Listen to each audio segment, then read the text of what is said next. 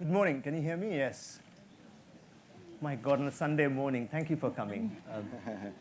My name is Somnath Batabyal, and I'm going to moderate this show with Ashis Ray and Anita. I must first make a clarification. I think the only reason I am moderating this show is because I'm a Bengali. And like all Bengalis, no, really, like all Bengalis, we believe we know everything about Netaji. And in the last 5 days, when Ashis Ray very kindly lent me his book, I realized I knew nothing. About a week back, I started to, when I got panicky about this session, I started to note down what I knew about Netaji. My first memory, I didn't grow up in Calcutta, I grew up in Assam. I'd gone to Calcutta, and my first memory, probably as a 5 or a 6-year-old, was somewhere in Esplanade. It was written, Netaji Phire Aschen. And there was a date given, I don't remember that, and it was supposed to be in the Maidan. So I did kind of want to stay back in Calcutta wanting to meet Netaji. That didn't happen. That was the first memory I could think of. The second was more recent, in 2012. My father was unwell. And we knew that we didn't have very much time left with him, and I'd started to record his memories, the early childhood. I wanted to write something. And he told me about his time in Dhaka, where he was born and was living, and what kind of games they would play. So there was a neighbor next door, a girl, and my father said we would put on phantom-like dresses. I didn't know what that meant, but basically they would imagine themselves jumping from planes, being Netaji. So this was this kind of mythic figure that my father grew up with, passed on to me. Now my son knows about Netaji. And so Ashis, when we start, and I'll start with you, when we start talking about Netaji, the mystery and the mystery surrounding his death, it's the person also which lends to this mystery. You know, he escaped house arrest. The British put out rumors about his death. I don't think any other leader, however great they were, has this mystic, and perhaps that is why this mystery has persisted for 70 years, close to 70 years?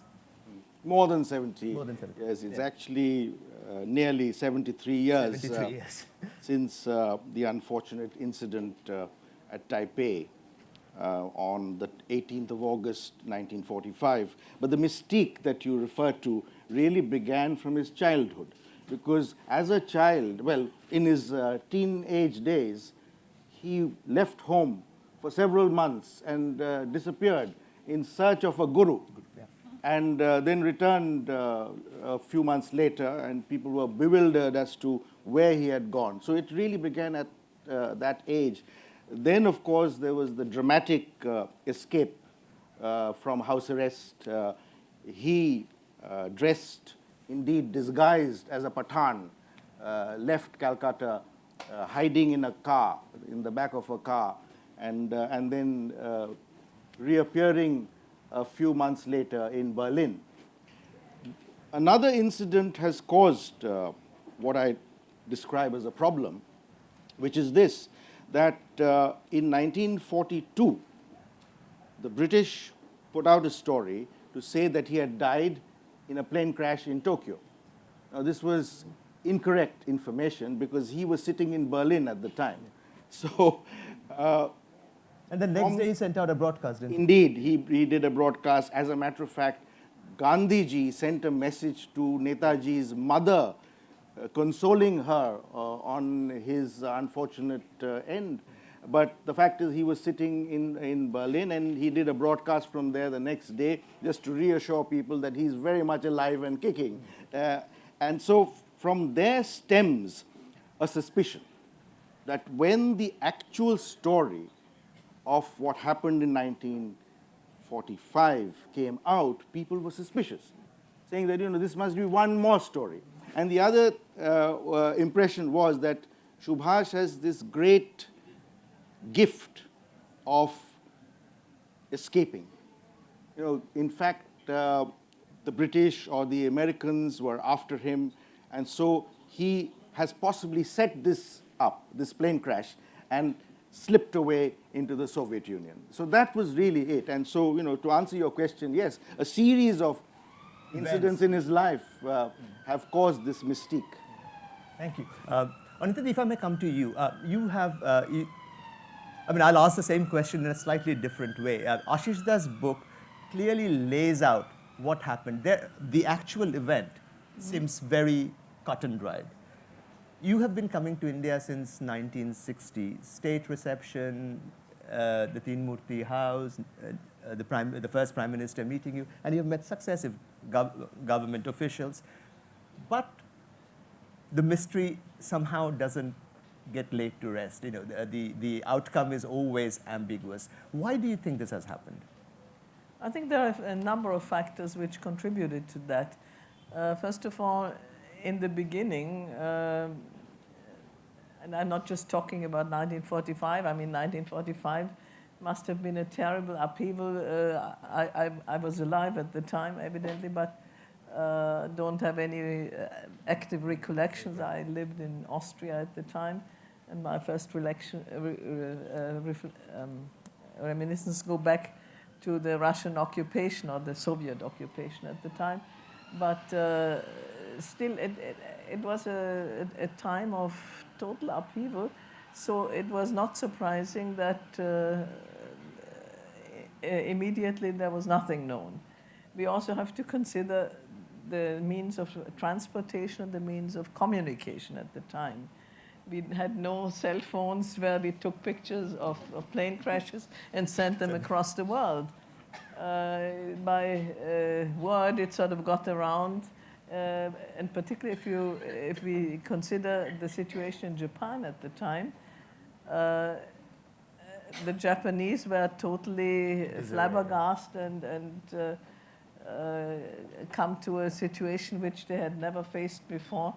After the capitulation of Japan, they had heard their emperor on radio for the first time.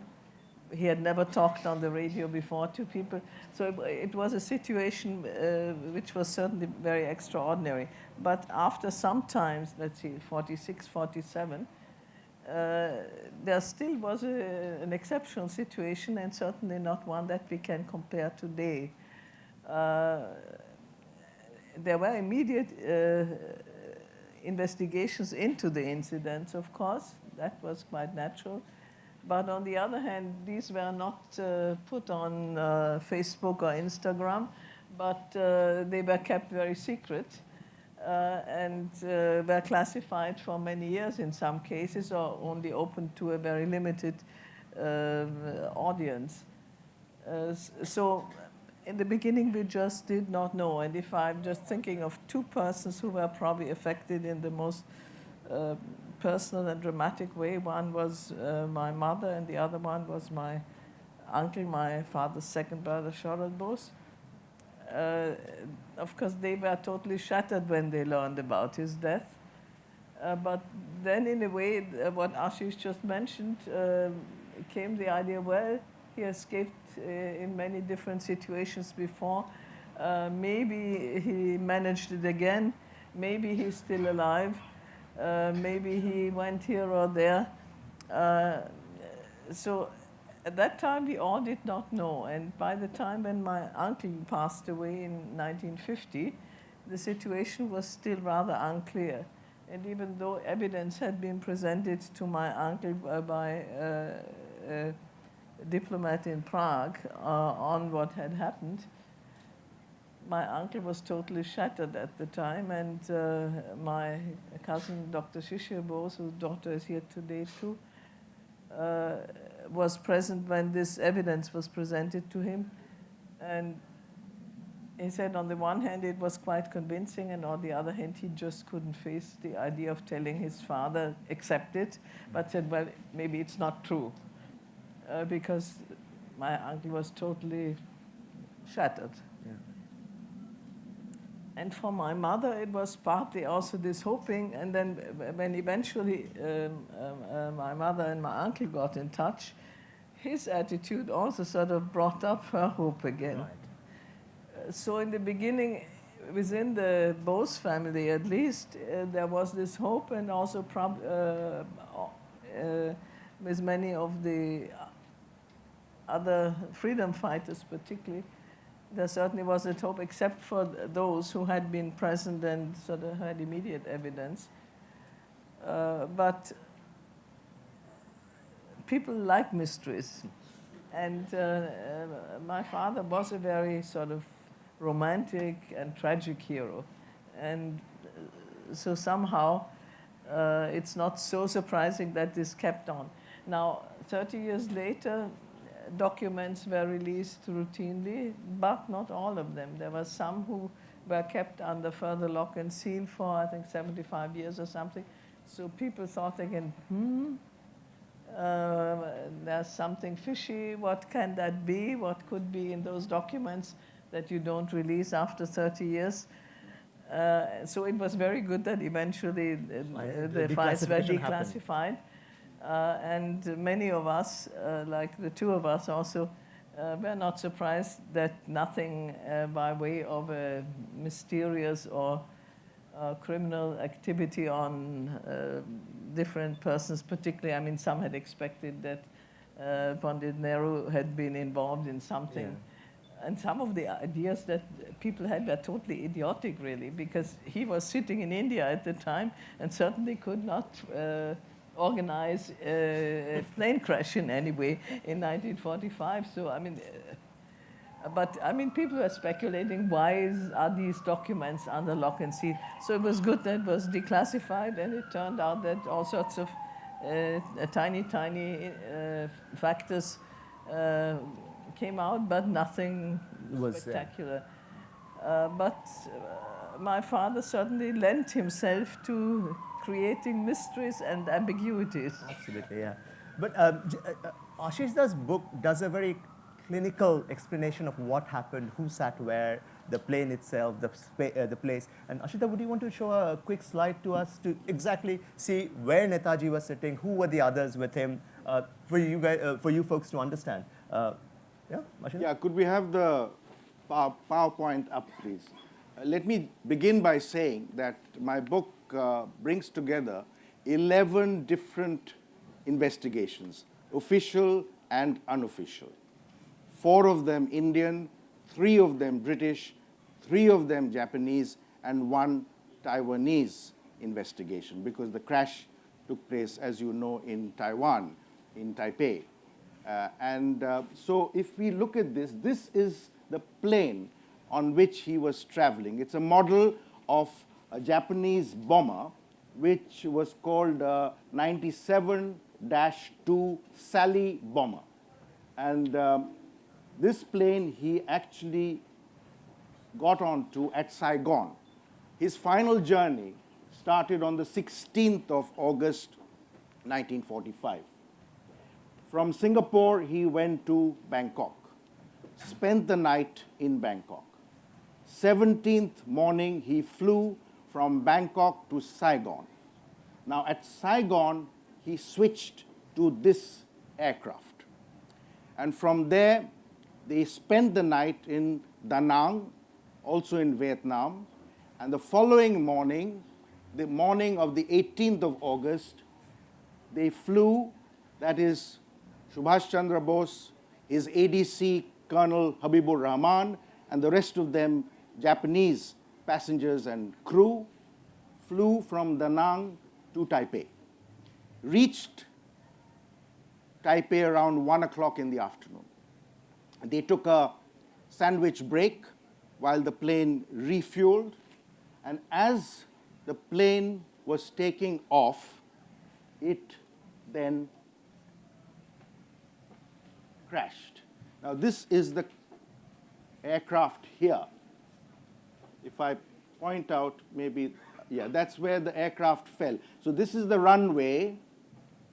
It goes down the length of the runway, and then having risen not very high, it falls within the perimeter of the airfield.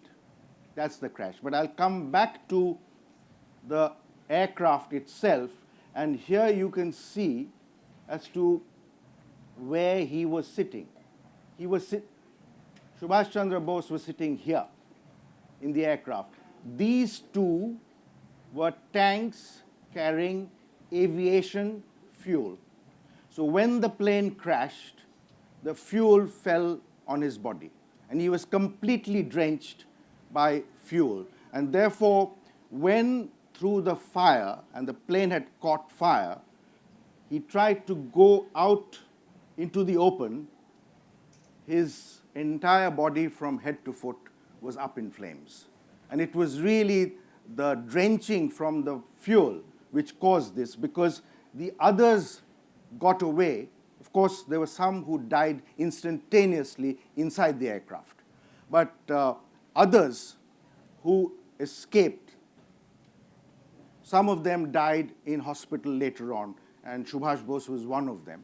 But ultimately, there were 6 survivors, 5 of them Japanese, and 1 Colonel Habibur Rahman. It is the first-hand eyewitness testimonies of these half a dozen people which cannot be denied.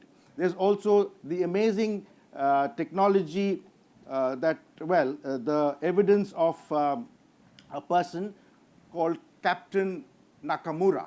He was the ground engineer, and from ground level, standing on the tarmac, he saw the plane go up and fall.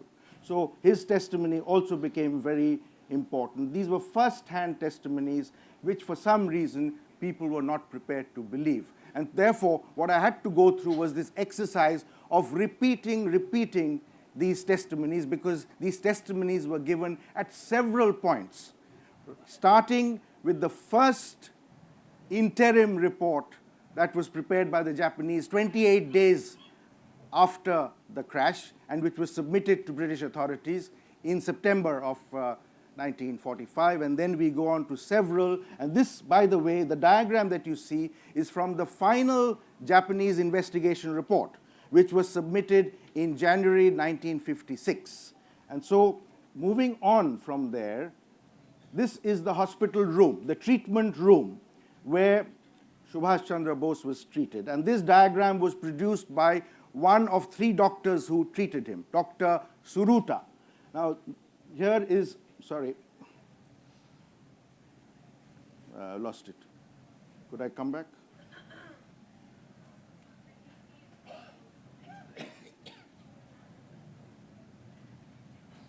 Could somebody have a look at the slides, please? Yeah, okay. Thank you. Sorry. So now, looking at this, this is the hospital room where he was treated. So this is the bed. He's lying on the bed. A diagram produced by Dr. Suruta. Suruta himself is there. Here is another person, the interpreter, also known as Nakamura, Juichi Nakamura, not the same person as the ground engineer, and who had in fact known Subhas Bose from the past, because whenever Bose visited Taipei, he would act as his interpreter. So he knew him from the past, so his evidence was also very, very important. And then here is Colonel Habibur Rahman, also at his bedside. And there's a military police guard there. But in actual fact, several people came in and out. In my estimate, anything between 4 to 8 people were in the hospital room, either there while he was being treated, after he had been critically wounded, or when he passed away. And this is a picture of a golden casket in Renkoji Temple, Tokyo, where his remains are kept. And these remains have been there from the 18th of September, 1945 onwards. I think it's about time India did something to bring the ashes to India. Thank you, Ashis.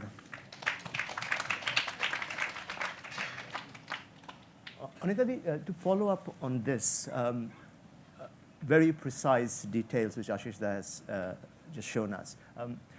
There are 2 things I'd like to ask you. One, there is a political question, especially in Bengal, about accepting that 120 years later, Netaji will not come back, and how to tell them this and make them accept this, including our chief minister. And the second question is, you've made some specific requests to the Indian government for closure, and you've said, let's have a DNA test. Do you think that, and given your long interaction with the Indian government again since the 60s, what do you think might happen now? What's the way forward? Well, let me mention one fact.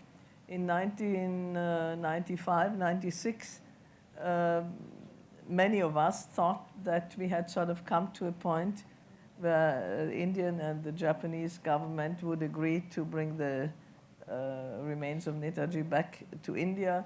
The question was whether one should have some kind of memorial, not necessarily a building or a statue, but maybe an institution or something in his name and so on. And the two persons who were the two persons in government, I should say, who were very much in favor of that was the then Prime Minister Narasimha Rao and the later Rashtrapatiji Pranab Mukherjee, who was foreign minister at the time. And in fact, Pranab Mukherjee came to visit my mother and me and my husband, my children, on his way back from the United States to discuss this. And he also mentioned that it's a very opportune situation. I'm, as a Bengali, I'm the foreign minister. Narasimha Rao is very much an admirer of Netaji, and I'm not telling you any secrets when I say not the entire Congress party has always been in the greatest of support of my father. So there were some misgivings on the part of some persons, but on the other hand, many Congress members were also great supporters of his. So anyway, it was felt that at that time one could sort of go ahead. The Japanese had been pressing for this transfer for a long time, but then the government changed. I don't recall now, it was some stupid thing we had re-elections. In any case, that was one problem. And the other problem which came about was some members of my family and some, I have to admit, great admirers of my father who did not believe that he died in the plane crash, sort of banded together. I think they even had a march on Delhi or something to ask for another inquiry commission. So we felt first, well, inquiry commission would be probably done within a year and hand in the report. It was a new government now, of course, of the different party. And the point is, this inquiry commission worked for about 5 or 6 years and went around visiting places, talking to people, investigating things. And it looked as if they were not coming up with a report at all. But my situation in this case was I could not go ahead and press for a return of the remains while there was a government inquiry commission still at work. So we were really waiting for the report of this, what we call the Mukherjee Commission, because a judge by the name of Mukherjee was its sole member. Then, when the government once again changed, it was back to Congress government or Congress-led government. They pressed for handing in of the report. So the report was handed in somewhere in 2001, 2002. And all of a sudden, then, of course, we had this report. Now, the report came to a very strange conclusion. It looked at, had a number of questions. The questions are in Ashis' book, which they were to answer. And one of the questions referred to some of these stories going on about possible alternatives. And the Mukherjee Commission comes to the conclusion that all these do not make any sense, and he certainly was not an unknown Baba somewhere. And And also, there are some absolutely crazy and really insulting theories. I mean, if you think of a person with that record, to imagine that he would behave that way later on is... And he was also supposed to have grown 2 meters taller. Yeah. I mean, Netaji could do many things, but actually the Baba was 2 meters taller. And they said, yes, that's possible. Netaji could do it. Yeah, he could do anything. So he could also die and live. Yeah. Of course, my husband always says he does live because he lives in the hearts of his followers. Yeah. Anyway, so this it was very difficult to do anything about this. And with regard to the plane crash, the commission comes to a very funny conclusion. It says, well, he was in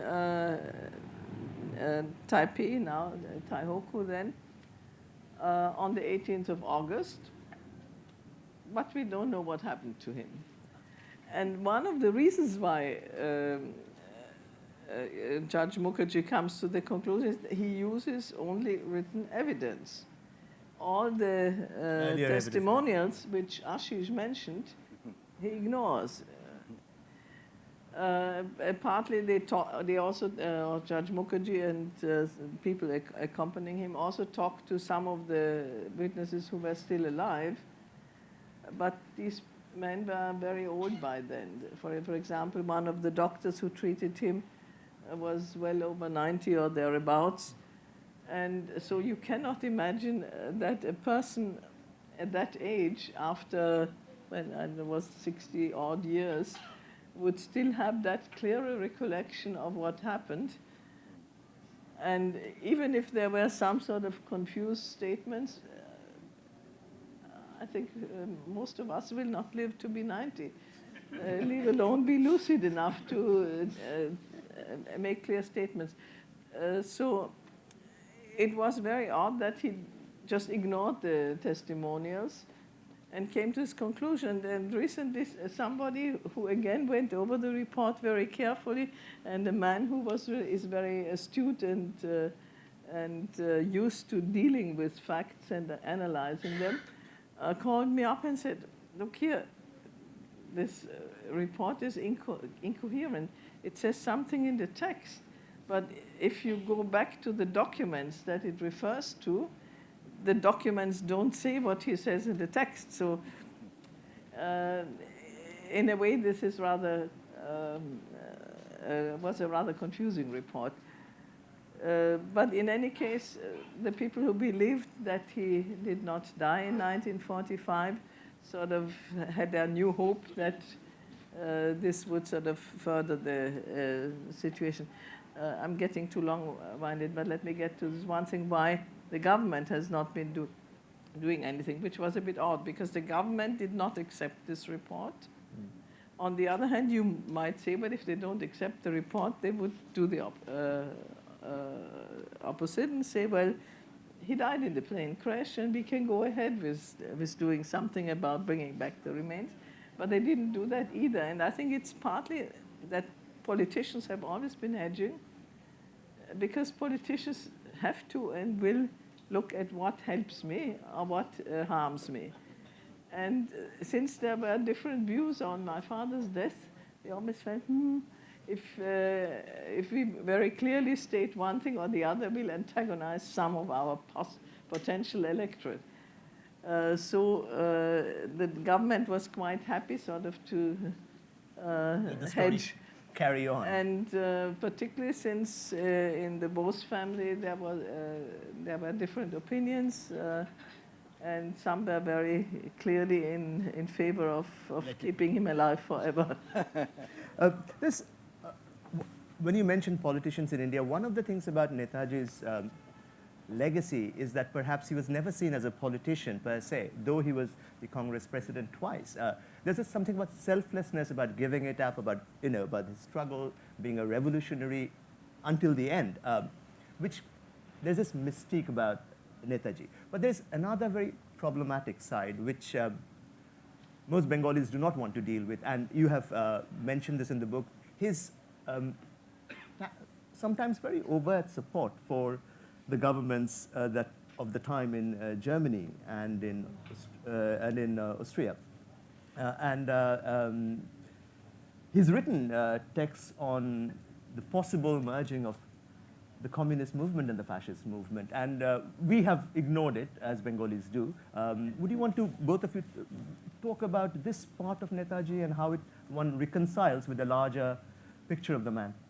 I've dealt with it in the sense, as you have read the book, you know, in what is a biographical sketch of his life, which is chapter 1.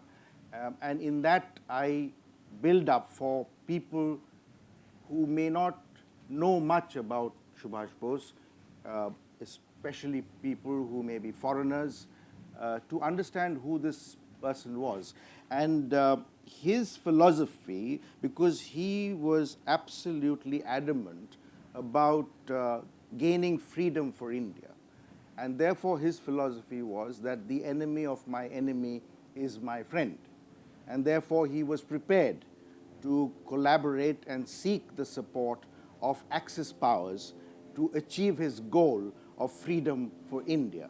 And that is where, in hindsight, of course, it can be said that it was controversial, and history has turned out to be one where obviously the Allies won the war, and therefore, as inevitably happens, the victorious side dictates interpretation of events. But having said that, I don't think anybody would say that he supported any of the unsavory elements of Germany at that period of time, or Japan at that period of time. He had a single-minded approach, and that was quite simply the freedom of India. It started with his resignation here in this country. He came here as a student because his father wanted him to appear for the Indian civil service examinations, a very, very coveted service in those days.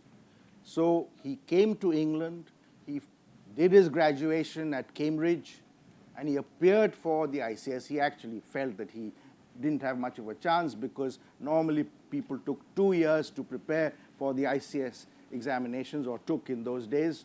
He had only about 8 or 9 months before the examinations were coming Even up. his college was quite interrupted because of his radical activities. Yes, and of course, he had this single-minded, yes, in India, as you know. He, as a student leader, he was rusticated from Presidency College, perhaps singled out in that situation because there was no absolute evidence that he had done any physical harm to the professor concerned. But because he was considered to be the leader of a group, they rusticated him from Presidency College. He then came back to Scottish Church College, finished his graduation in India, came to England, finished his studies at Cambridge, appeared for the ICS.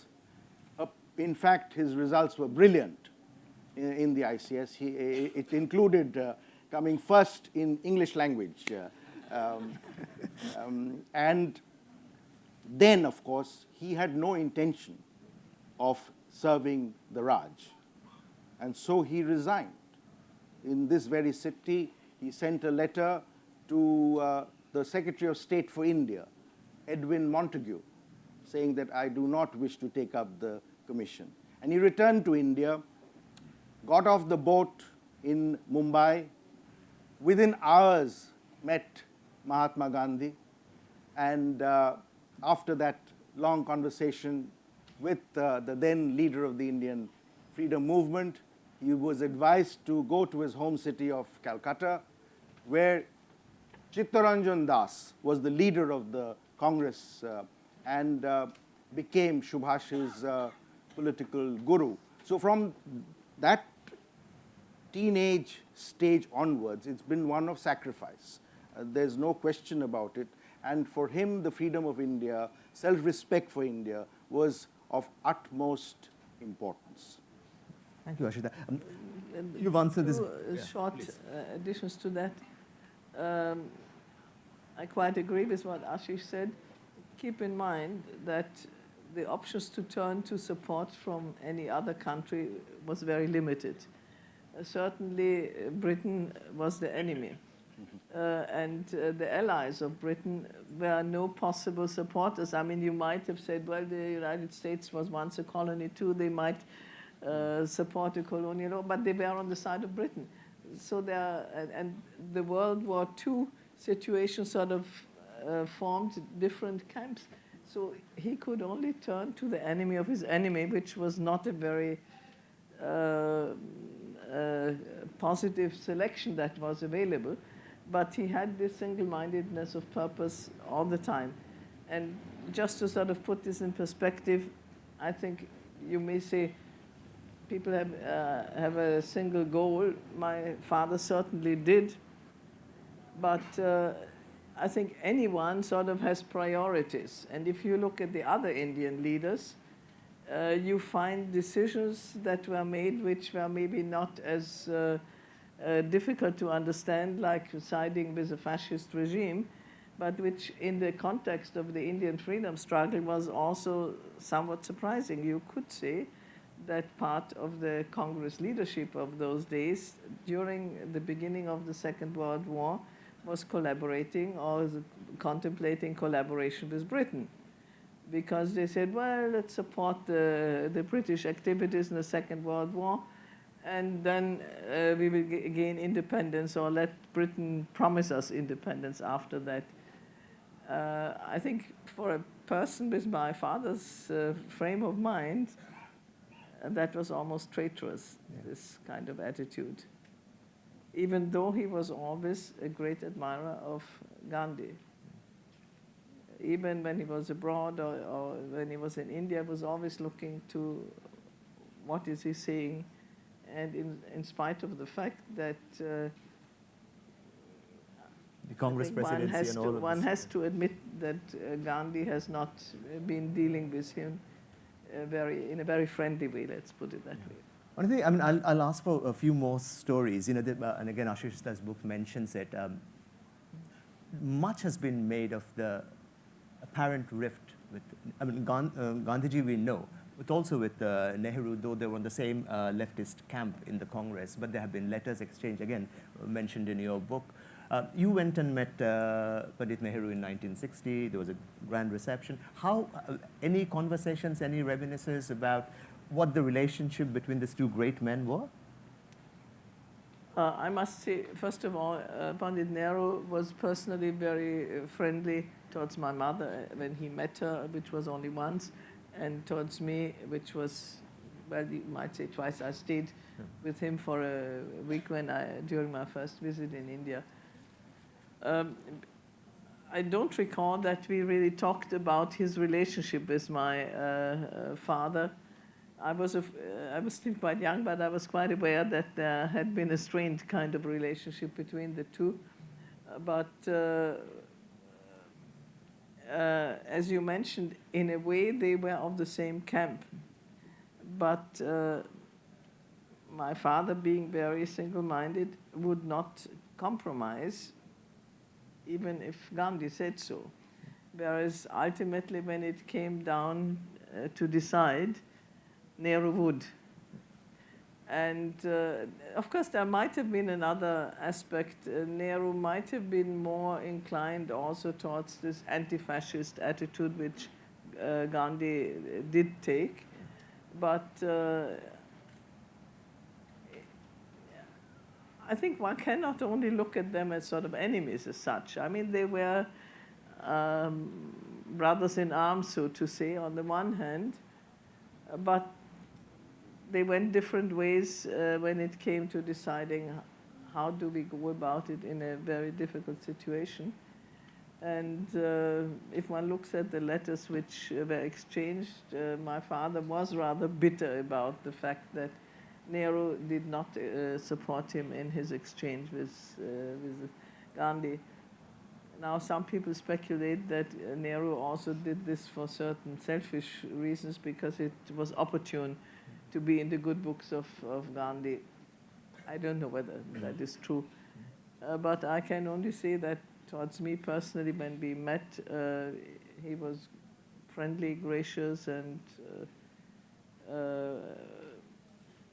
but I don't recall talking about old times with him.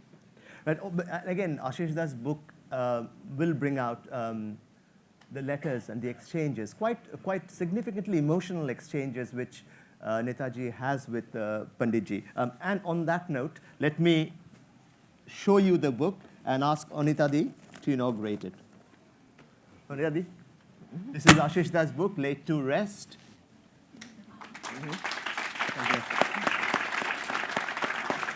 Here you have the photo, Yeah. and in the book, I think, let's see, Yeah. there are some other photos, but of course, these are too small for you to see. Yeah, those of you who couldn't see on the screen there, they're all here. Any number of old photos, black and white, and some of them a bit blurred and not so clear.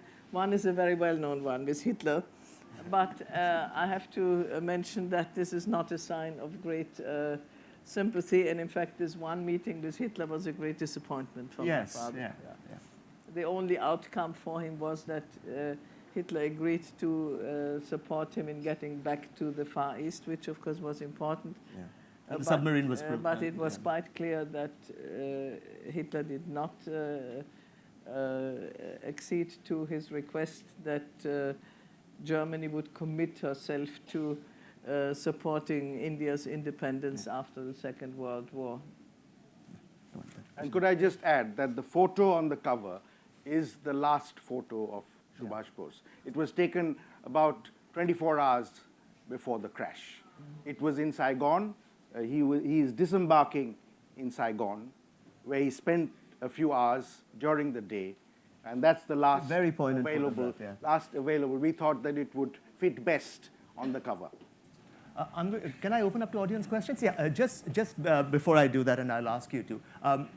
Again, going back to my Bengali roots, I did call up my mother to say, "Ma, do you know whom I'm meeting?"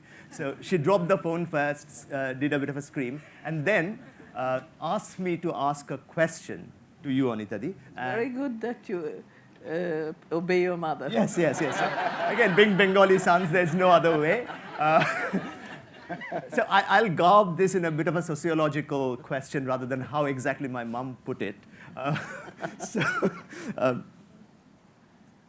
The legacy of being Netaji's daughter. And you've been coming back to Kolkata, you've been coming back to India. What is it to grow up with this huge weight, the halo, history, politics? My mother's question was simpler. Okay. But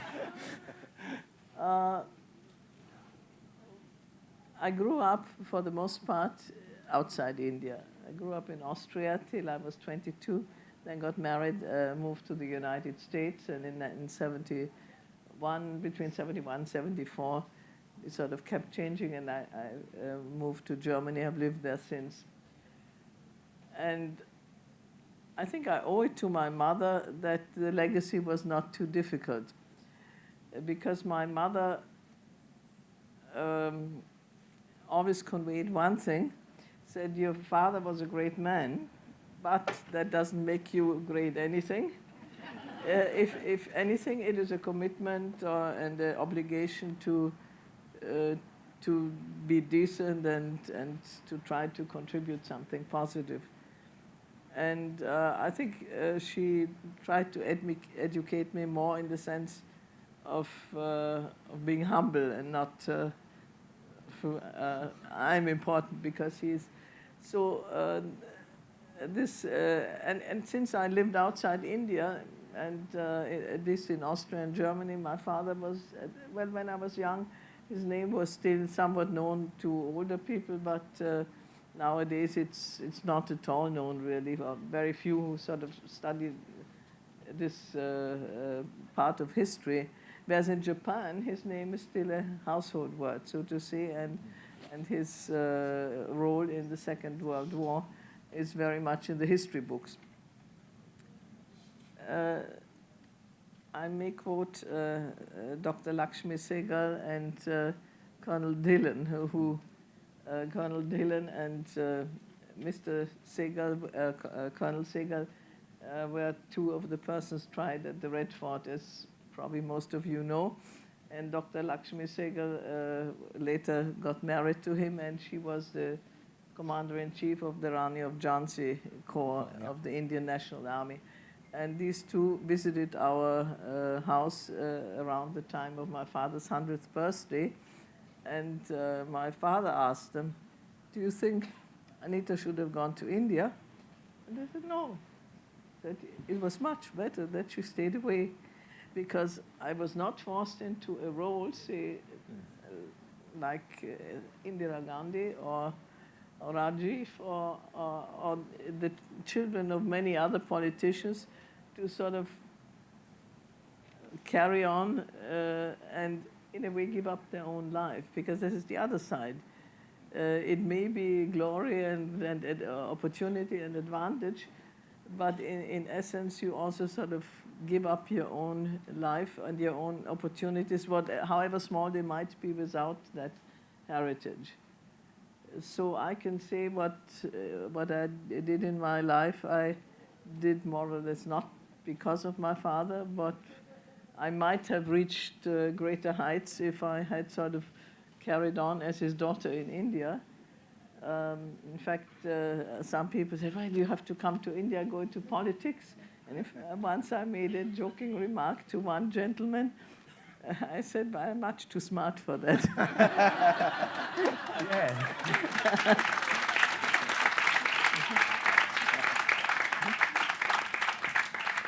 You refuse dynastic politics. That's not very common in India. The floor is open, friends. The gentleman there.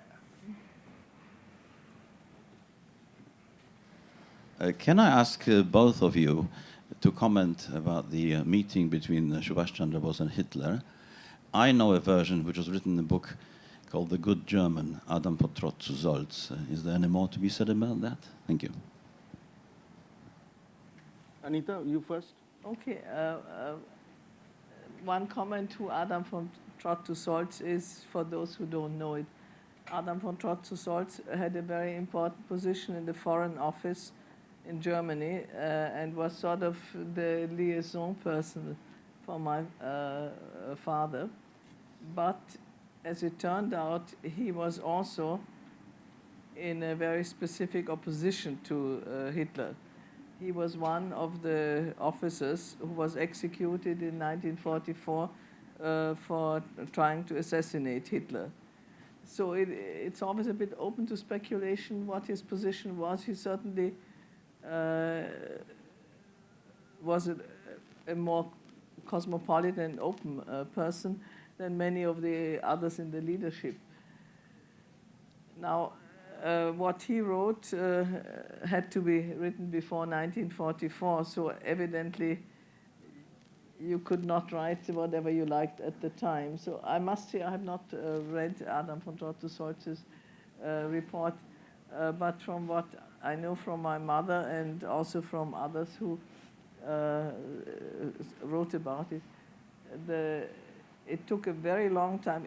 One person, incidentally, who has a very dry kind of book is a German scholar who wrote about my father and the Axis powers. That was Jan Kuhlmann.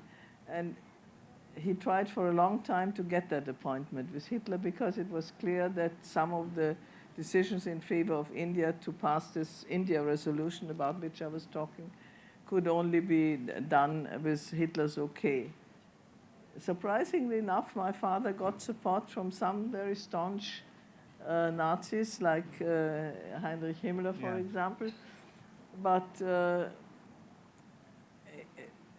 for many of them, it was sort of a difficult situation, because on the one hand, they had a racist doctrine in their mind. On the other hand, some were quite supportive of him personally. Maybe that partly goes back to the fact that Germany also has a history, as you know, Somnath, of Indian studies and dealing with Indian culture. But it definitely was very difficult to get to see Hitler altogether. And eventually that was possible. And my father tried to also confront him on the points of a racist policy he had written in his book on Mein Kampf. but Hitler made it quite clear that he was not going to support India. In fact, sort of intimated that India was better off under British rule. And so this was a great disappointment, and also sort of convinced my father that it was better to turn to the Far East, where it seemed more likely. See, his interest in Germany had been possibly to sort of be involved in a military campaign from northern Africa or via Turkey and Iran and so on, to have a military attack with German support on India.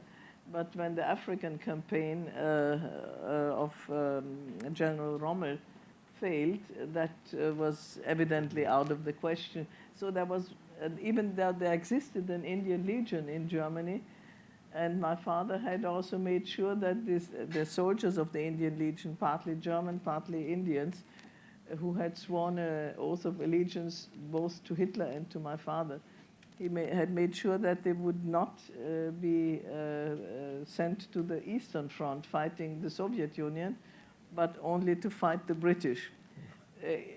That was lucky for them, because the Eastern Front certainly was not a very pleasant place to be. Think of Stalingrad, where many, I don't know how many soldiers on both sides died.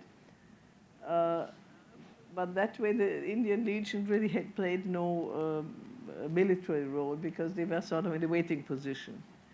Whereas in the Far East, the options at that time became more positive, and so from that point of view, it was good that he got the opportunity to go to the Far East, which also was not very easy, because at that time this was a forbidding journey anyway, and have this journey in a submarine in the middle of a war certainly was a difficult thing.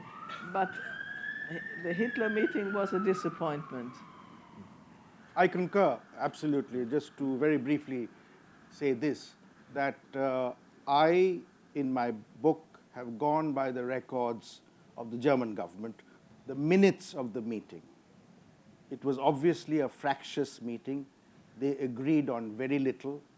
Subhas Bose was writing to the German government from the 1930s, objecting to its racist policies.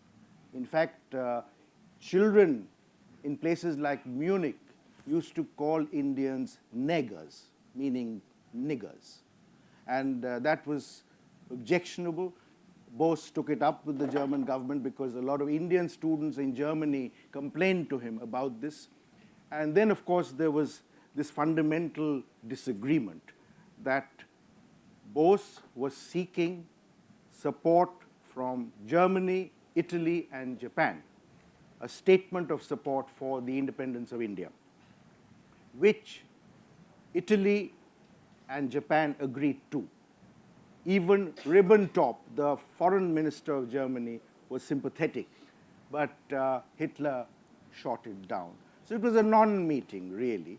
And a Bengali friend of Subhas Bose asked him, what did you think of him? And he replied in Bengali, he said, Boddho Pagol. And it means, raving mad, raving mad. Yeah. So there you go. That lays the controversy to rest. I'll have one right at the back. Yes. The mic is right here. I don't think we have much time. Thank you. Very quickly, thank you for a fascinating session. What is your view on the appropriation of Subhash Bose and his legacy by the current government in India, whose politics is completely contrary to the secular, progressive politics of Subhash Bose? That's Thank for you. an hour session, Salil. But quickly. Well, obviously, you're talking about the extreme right trying to appropriate a person who belonged to the left. It doesn't work, because even if you say there's a common thread of nationalism, I personally do not accept that the right wing are nationalists. On the contrary, I would say that they are anti-India, because the moment you see India as a community then you are dividing India. And that, I think, is anti-India. India has to be seen as an Indian, not as a Hindu Indian or a Muslim Indian or a Christian Indian, only as an Indian. Thank you, Ashis. Anita, yeah, let's have the concluding remarks on this particular point which Salil has just brought up. How is it possible that the right can appropriate Netaji? It's not that surprising if you think of people, irrespective of their political leaning, as politicians. And I'm not criticizing them. They are in a special situation, and so they have to also get support of things. But I also want to say in their favor, irrespective of what a policy of the party as such might be, there certainly are very genuine supporters and admirers of Netaji in the BJP, in the Congress Party, in the Communist Party for that matter. And on the other hand, you might say, even though the Forward Bloc, now almost non-entity, used to be my father's party, I think there are some who certainly have not always dealt in his spirit. Yeah. Well, thank you very much. Sorry, I just... Okay, quick.